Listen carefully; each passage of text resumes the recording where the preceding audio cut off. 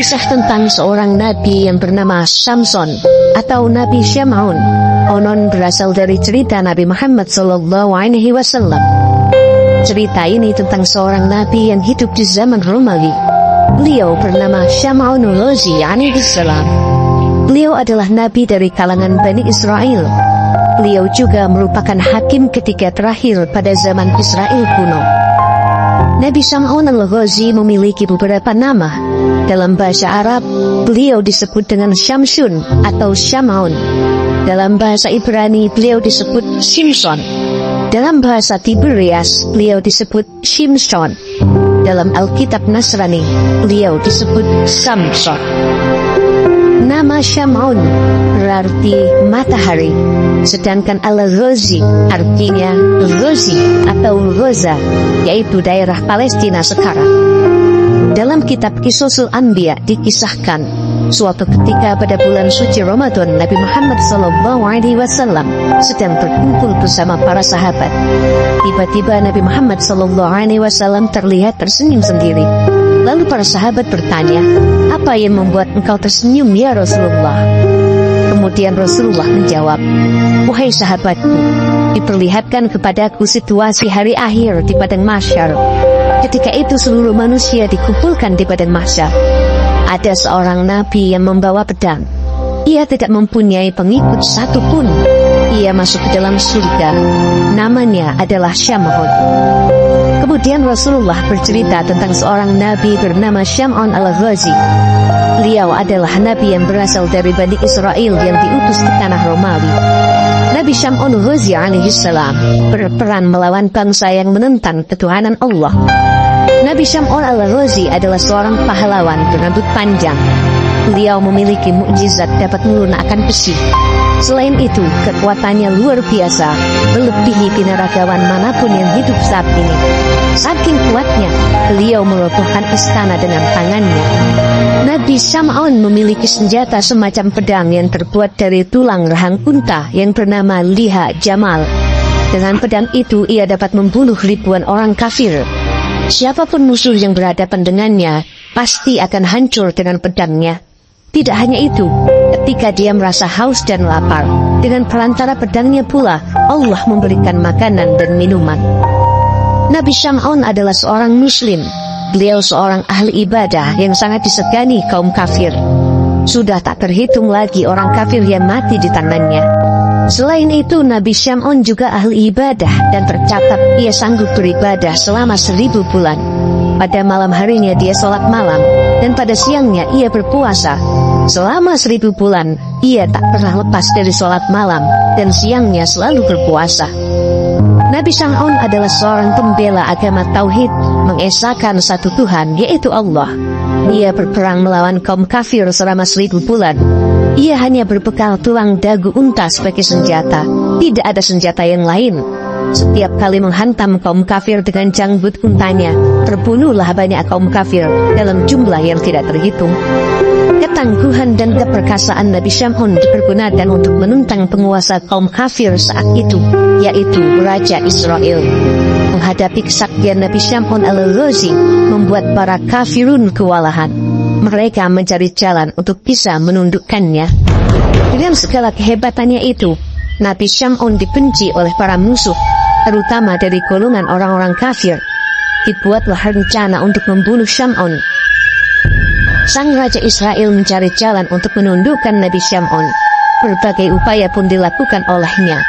Sehingga akhirnya, atas nasihat para penasehat kerajaan diumumkanlah, barang siapa yang dapat menangkap Syam'un al-Ghazi akan mendapatkan hadiah emas dan permata yang berlimpah.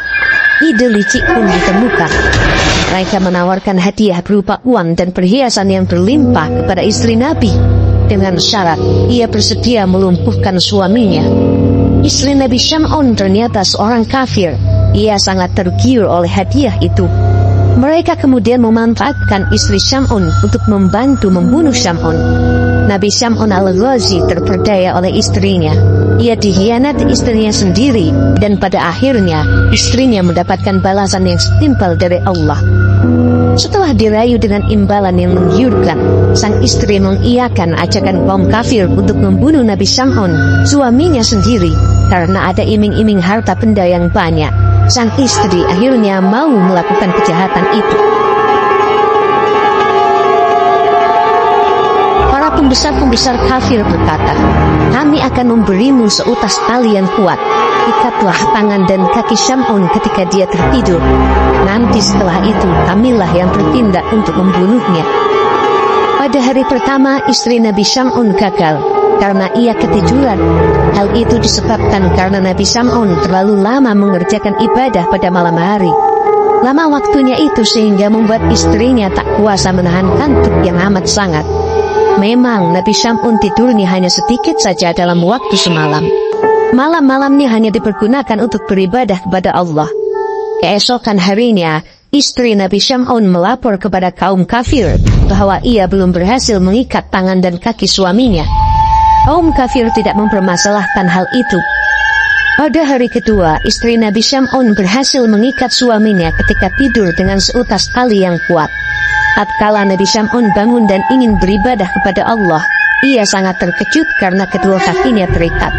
Nabi Syam'un bertanya kepada istrinya, "Wahai istriku, siapakah yang mengikatku dengan tali ini?" Kemudian istrinya menjawab, "Aku yang mengikatmu, wahai suamiku. Hanya sekedar mengujimu sampai sejauh mana kekuatanmu saat ini," katanya. Nabi Syam'un dengan mudah dapat melepaskan tali yang mengikatnya itu. Kemudian Nabi Syam'un bergegas menuju tempat ibadahnya. Maka gagallah rencana pembunuhan pada hari kedua itu. Namun setelah itu, musuh-musuhnya dari kaum kafir datang lagi dengan membawa rantai. Istri Nabi Syam'un siap mengikat suaminya lagi pada keesokan malamnya. Dan benar saja, pada hari ketiga, istri Nabi Syam'un berhasil mengikat suaminya dengan rantai yang diberikan oleh orang-orang kafir itu. Nabi Syam'un kemudian bertanya kepada istrinya, "Wahai istriku, siapakah yang mengikatku kali ini?" Kemudian istrinya menjawab, "Aku yang mengikatmu, hai suamiku, sekedar untuk menujimu," kata istrinya. Namun dengan sekali hentakan, rantai pengikat itu pun hancur lebur. Kemudian istrinya membujuk Nabi Syam'un agar menceritakan rahasia kekuatan tubuhnya. Karena terus-terusan dibujuk dan dirayu, akhirnya Nabi Syam'un luluh terhadap rayuan dan rengekan istrinya. Nabi Syam'un akhirnya bercerita, jika sebenarnya ia adalah seorang kekasih Allah dari sekian banyak kekasih Allah yang hidup di dunia ini.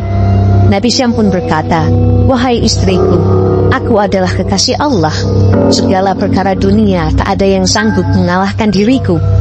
Aku punya rambut panjang ini. Ketahuilah bahwa tidak ada seorang pun yang mampu mengalahkanku dalam perkara dunia kecuali rambutku ini," kata Nabi Syam'un. Nabi Syam'un memang memiliki rambut yang panjang. Panjangnya digambarkan bahwa ujung rambutnya akan menyentuh tanah saat Nabi Syam'un berdiri. Karena sudah mengetahui kelemahan suaminya itu, akhirnya pada saat Nabi Syam'un tertidur, mulailah istrinya mengikat tangan Nabi Syam'un dengan 4 helai rambutnya. Ia mengikat pula kaki Nabi Syam'un dengan 4 helai rambut Nabi Syam'un. Sementara Nabi Syam'un tetap dalam tidurnya. Setelah terbangun, Nabi Syam'un bertanya kepada istrinya, "Wahai istriku, siapakah yang mengikatku ini?" Istrinya kemudian menjawab, "Aku hanya ingin mengujimu, wahai suamiku," kata istrinya yang mulai ketakutan. Nabi Syam'un kemudian berusaha dengan sekuat tenaga untuk melepaskan diri dari ikatan itu. Namun dia tidak berdaya. Bahkan Nabi Syam'un tidak memiliki kekuatan untuk memotong rambut itu. Sang istri langsung memberitahukan kepada kaum kafir tentang hal yang terjadi.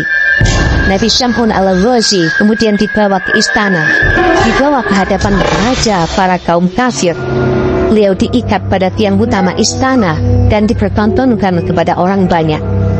Mulailah orang-orang kafir itu menyiksa Nabi Syam'un. Mereka memotong kedua telinga, memotong bibir, memotong kedua tangan dan kaki Nabi Syam'un. Tidak hanya itu, Nabi Syam'un juga disiksa dengan dibutakan kedua matanya. Mereka menyiksa Nabi Syam'un dengan tujuan agar beliau mati secara perlahan-lahan, mati secara tersiksa. Istrinya yang sangat jahat ikut pula menyaksikan penyiksaan tersebut tanpa belas kasihan. Astagfirullah, sungguh biadab orang-orang kafir ini. Begitu hebatnya siksaan tersebut, Allah Subhanahu wa Ta'ala melalui perantara malaikat Jibril berbicara kepada Nabi Syam'un. Hai Syam'un, apa yang engkau inginkan? Aku akan menindak mereka. Nabi Syam'un kemudian menjawab, Ya Allah, berikanlah kekuatan kepadaku hingga aku mampu menggerakkan tiang istana yang mengikatku ini. Akan kuhancurkan mereka dengan kekuatan darimu ya Allah. Bismillah, la haula wa la quwata illa billah. Istana yang kokoh itu tiba-tiba bergetar. Atapnya rontok berjatuhan. Dalam sekejap, tiang penyangga istana yang sangat besar itu roboh dan hancur lebur. Istana yang dijadikan tempat pembantaian Nabi Syam'un itu tiba-tiba hancur. Atapnya menimpa orang-orang kafir yang ada di dalamnya. Semuanya mati. Itu juga dengan istri Nabi Syam'un. Ia ikut tertimpa reruntuhan gedung istana Raja Kafir. Ia mampus seketika. Mereka semua mati tertimpa runtuhan bangunan istana dan terkubur di dalamnya. Hanya Nabi Syam'un yang selamat. Lalu Allah mengembalikan seluruh anggota badan yang telah terpotong dan menyembuhkan segala sakitnya. Ba'da dzalika abadallaha alfa syahrin ma'a qiyami lailiha wa siyami nahariha wa daraba bisayfi fi sabilillah. Semoga kita adalah orang-orang yang disayang Allah, diampuni dosa kita, dimudahkan jalan hidup kita, dan diakhiri hidup kita dengan cara husnul khotimah. Al-Fatihah.